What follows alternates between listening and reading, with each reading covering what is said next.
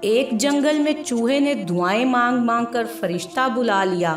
فرشتے نے خواہش پوچھی تو بولا مجھے بلی سے ڈر لگتا ہے، مجھے بلی بنا دو۔ فرشتے نے اس کو بلی بنا دیا اور چلا گیا۔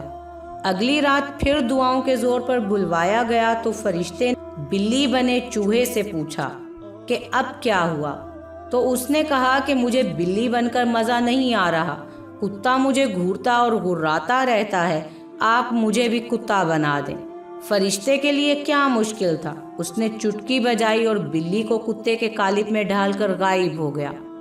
تیسری رات چوہے سے بلی اور پھر کتا بننے والے جانور کی آہ نے آسمانوں کو جا لیا۔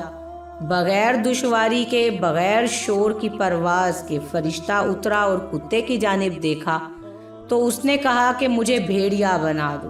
کل سے میں کتا بنا ہوں تو پتہ چلا ہے کہ بھیڑیے کے دانت مجھ سے زیادہ نوکیلے ہیں اور وہ مجھ سے زیادہ تیز بھاگتا ہے، میں اس سے لڑ بھی نہیں سکتا۔ فرشتے کا کام دعاؤں کا جواب دینا تھا، سو اس نے کتے کو بھیڑیا بنا دیا اور چلا گیا۔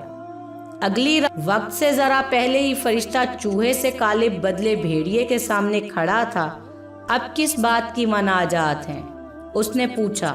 بھیڑیے کے روپ میں چوہے نے کہا وہ مجھے شیر سے ڈر لگتا ہے کہ اگر وہ مجھے زوردار پنجہ مارے گا تو میں سہ نہیں پاؤں گا۔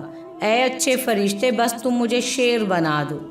یہ کہہ کر بھیڑیا پچھلی راتوں کی طرح قالب بدلنے کے لیے آنکھیں بند کر کے بیٹھ گیا۔ فرشتے نے جب اس کو آنکھیں کھولنے کو کہا تو وہ یہ دیکھ کر چیخ اٹھا، یہ کیا، تم نے مجھے پھر سے چوہا بنا دیا؟ مجھے تو شیر بننا تھا۔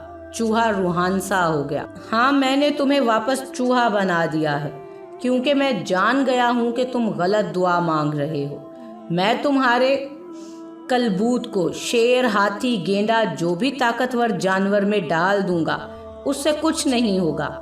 تمہیں تب بھی کسی نہ کسی سے ڈر لگتا رہے گا کیونکہ تمہارا قلب چوہے کا ہے، تمہارا دل چوہے کا ہی رہے گا اور اس دل سے اپنے سے بھاری جسے کا خوف کبھی تم نکال ہی نہیں پاؤ گے۔ یہ کہہ کر فرشتہ اڑان بھرنے لگا کہ چوہے کی آنکھوں میں آنسو دیکھ کر رک گیا۔ تو میں کیا کروں؟ اپنا قلب کیسے بدلوں؟ چوہے نے سوال کیا، کیا تم میرا دل نہیں بدل سکتے؟ نہیں، دل بدلنا میرا کام نہیں ہے، وہ تب بدلے گا جب تم خود چاہو گے۔ جب تم دل سے چاہو گے تو تمہارا دل بدلے گا، پھر تمہیں خالق کی حکمت بھی سمجھ میں آ جائے گی اور چوہا ہونے کی وہ طاقت نظر آئے گی جو بلی، کتے، بھیڑیے یا شیر کے پاس بھی نہیں ہے۔ تب تم خالق کے بنائے ہوئے اپنے وجود سے نفرت نہیں کرو گے بلکہ اپنی طاقتوں کو پہچان کر کام میں لاؤ گے۔ اس دنیا میں ہم سب بھی اپنی صلاحیتوں اور کمزوریوں کے ساتھ آئے ہیں۔